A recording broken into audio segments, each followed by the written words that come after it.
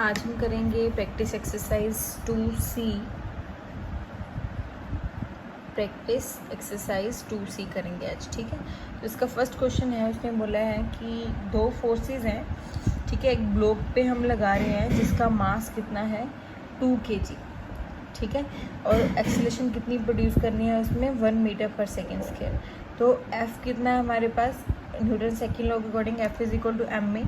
तो M भी आपको दे रखा है 2, A दे रखा है 1। तो आपको कितनी न्यूटन फोर्स लगानी पड़ेगी 2 न्यूटन फोर्स। बट उसने साथ में ये बोला है कि उसमें क्या दे रखा है, एक ब्लॉक दे रखा है, उस पर एक तरफ से 10 न्यूटन फोर्स लग रही है और एक तरफ से उसे 5 न्यूटन फोर्स लग रही है। तो उसने बोला है कि अगर हम उसने चाहते हैं कि बॉडी लेफ्ट में मूव करे, अगर हम चाहते हैं कि बॉडी लेफ्ट में मूव करे तो इस फोर्स में हम इस फोर्स को क्या कर देंगे, ऐड कर देंगे। क्या कर देंगे, ऐड कर देंगे। तो आपके पास क्या आ जाएगी, total force 5 Newton plus 2 Newton, वो आपके पास आ जाएगी 7 न्यूटन। बट अगर वो बोले कि टुवर्ड्स राइट जाना है, ठीक है, अगर राइट की तरफ जाना है तो इस तरफ की जाने के लिए हमें क्या करना पड़ेगा, इसमें से 2 को माइनस करना पड़ेगा। तो आपके पास क्या आ जाएगा 5 माइनस 2 3 न्यूटन फोर्स, ठीक है। तो नेक्स्ट उसने बोला है जब हम एक वॉल पे हिट करेंगे या फिर एक स्पॉन्ज पे हिट करेंगे, ठीक है, तो किसकी वजह से हमें चोट लगने का ज़्यादा खतरा है। तो मान लो एक आपके पास वॉल है, ये आपके पास वॉल रही, ठीक है, एक आपके पास स्पॉन्ज है, ठीक है, ठीक है। तो इसमें स्पॉन्ज में क्या है, आपके पास जो हमारे पास स्मूथ एरिया है, ठीक है, और क्या होगा, वो मान लो ऐसे बनी हुई है स्पॉन्ज। तो जब आप इस पे हिट करोगे वॉल पे, तो इसमें टाइम है जो वो क्या लगेगा, टाइम क्या लगेगा, कम लगेगा हिट करने में। क्यों, क्योंकि जो वॉल पे अगर सीधा से हिट करोगे तो वॉल ने पीछे की तरफ नहीं जाएगी ना, वॉल जहाँ पे खड़ी हुई है वॉल वहीं पे रहेगी, ठीक है। तो क्या रहेगा, इसमें टाइम कम हो जाएगा। अगर टाइम कम हो जाएगा तो इसमें फोर्स का इफेक्ट क्या हो जाएगा, ज़्यादा, क्योंकि हमने पढ़ा था कि फोर्स क्या है, वो इन्वर्सली प्रोपोर्शनल है टाइम के। अगर टाइम हो गया ज़्यादा, फोर्स हो जाएगी कम। बट यहाँ पे क्या है, टाइम कम है, ठीक है, तो फोर्स क्या हो जाएगी इसमें ज़्यादा हो जाएगी। तो वॉल है हमें क्या करेगी, ज़्यादा नुकसान देगी, हिट करेगी हमें, या फिर हमें चोट लग जाएगी इसकी वजह से। बट अगर आपके पास स्पॉन्ज है, स्पॉन्ज में मान लो आप यहाँ से ऐसे करके इसके उसको मार रहे हो स्पॉन्ज को, ठीक है, तो स्पॉन्ज क्या जाएगी अंदर की तरफ, वो जानी शुरू हो जाएगी ऐसे ऐसे करके, ठीक है। बट इससे क्या होगा, आपका जो टाइम ऑफ कंटेक्ट है वो क्या हो जाएगा, इंक्रीज हो जाएगा, टाइम क्या हो जाएगा, इंक्रीज हो जाएगा। इसलिए हमें क्या, स्पॉन्ज पे फोर्स कम लगेगी और हमें वो कम डैमेज करेगी, कम नुकसान पहुंचाएगी, ठीक है। उसके बाद उसने बोला है कि क्या लीनियर मोमेंटम की कोई डायरेक्शन नहीं है, ठीक है।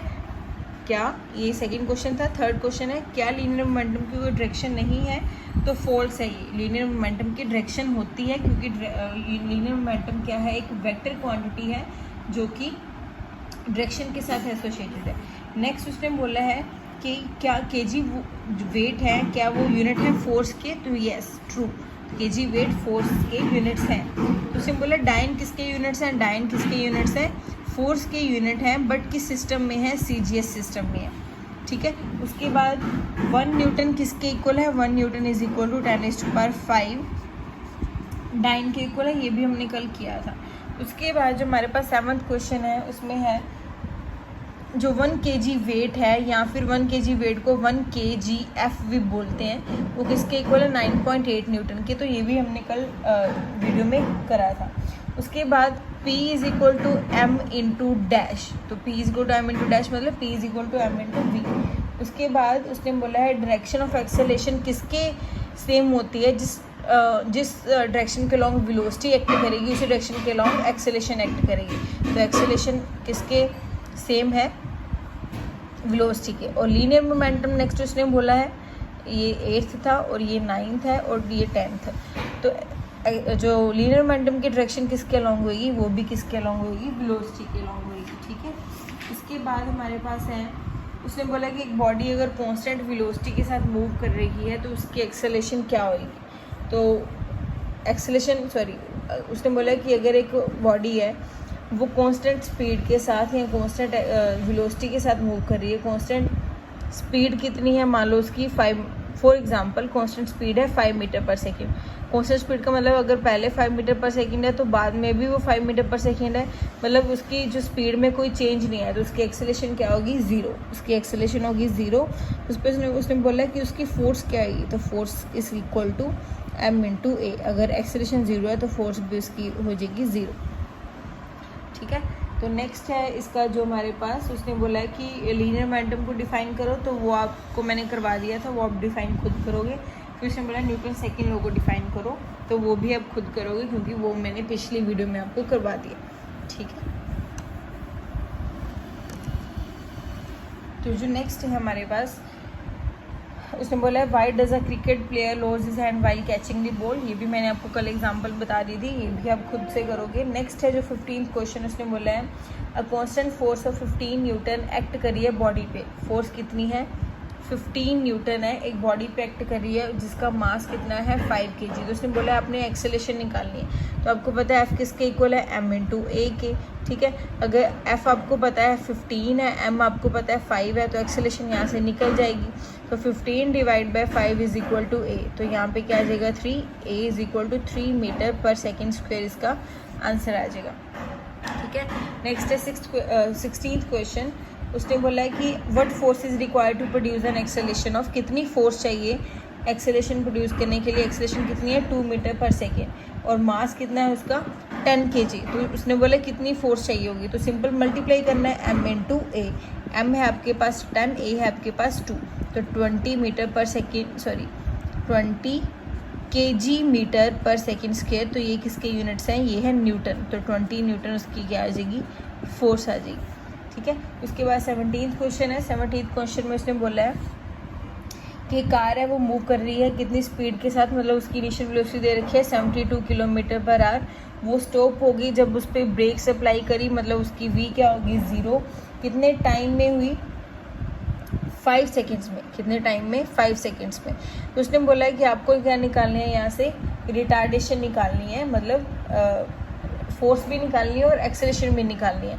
तो पहले एक्सेलेरेशन निकालेंगे, acceleration is equal to v minus u by t. तो a is equal to v कितना हो गया 0, u कितना है आपके पास 72 किलोमीटर पर आ रहा है, तो किलोमीटर पर आवर को अगर मीटर पर सेकेंड में चेंज करोगे तो आपके पास आ जाएगा 72 इंटू 5/18, तो ये आ जाएगा 4 पे जाएगा, फिर आपके पास आ जाएगा 20, तो यहाँ पे आपके पास आ जाएगा 20, टाइम दे रखा है 5, तो एक्सेलेरेशन इज इक्वल टू -20/5 कितना आ जाएगा 4। तो -4 क्यों आया, क्योंकि हमें पता है कि जब भी वेलोसिटी डिक्रीज़ करती है तो एक्सेलेरेशन क्या हो जाएगी, नेगेटिव हो जाएगी। तो एक्सेलेरेशन इतनी आएगी। फिर उसने बोला है आपको फोर्स निकालनी है। फोर्स कैसे निकालेंगे, force is equal to mass into acceleration. तो मास उसने दे रखा है 1000 kg, मास कितना दे रखा है 1000 kg। एक्सेलेरेशन हमने निकाली -4, तो -4000 न्यूटन है जो वो फोर्स आएगी आपके पास।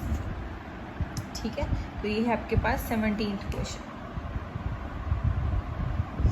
यहाँ से स्क्रीनशॉट ले लो, यहीं से आपको करने हैं सारे न्यूमेरिकल, जिसके अलग से नोट्स नहीं मिलेंगे।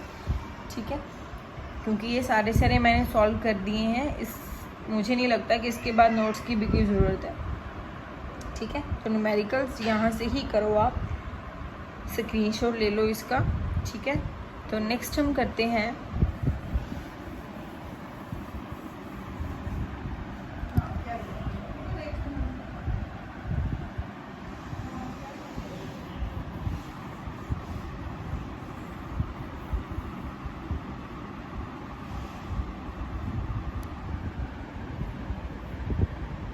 तो नेक्स्ट है जो हमारे पास 18th क्वेश्चन।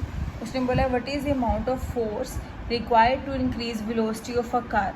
कितनी हमें फोर्स चाहिए वेलोसिटी ऑफ द कार को इंक्रीज करने के लिए from by a car 30 metre per second starting from rest. Starting from rest मतलब यू उसकी क्या होगी 0। ठीक है, v होगी आपके पास 30 मीटर पर सेकेंड। ठीक है, उसके बाद हमने क्या करना है, starting it is given that time कितना है उसके पास, टाइम इज़ 10 सेकेंड, मास दे रखा है 1000 kg। सेम वही क्वेश्चन है, एक्सेलेरेशन निकालोगे v minus u by t, खुद से करोगे, उसके बाद फोर्स निकालोगे f is equal to m। ठीक है, नेक्स्ट है जो 19th क्वेश्चन। उसने बोला है ग्राफ दे रखा है ऐसे, ठीक है। तो ये टाइम है आपके पास, ये आपके पास स्पीड है। तो स्पीड दे रखी है 5 मीटर पर सेकेंड, टाइम दे रखा है आपके पास 4। तो उसने बोला है कि आपने निकालनी है रिटार्डेशन, ठीक है। तो रिटार्डेशन निकालने के लिए देखो यहाँ पे वेलोसिटी डिवाइड बाय टाइम दे रखा है, तो यहाँ से एक्सेलेरेशन निकाल लोगे। पहले एक्सेलेरेशन आ जाएगी आपके पास, इनिशियल वेलोसिटी फाइनल वेलोसिटी उसकी होगी, the graph shows the retardation of a car of mass 1000 kg। तो ठीक है, तो v बाई टी करके v minus u by T करके यहाँ से आप क्या निकालोगे एक्सेलेरेशन, ठीक है। फिर उसने क्या निकालना है फोर्स।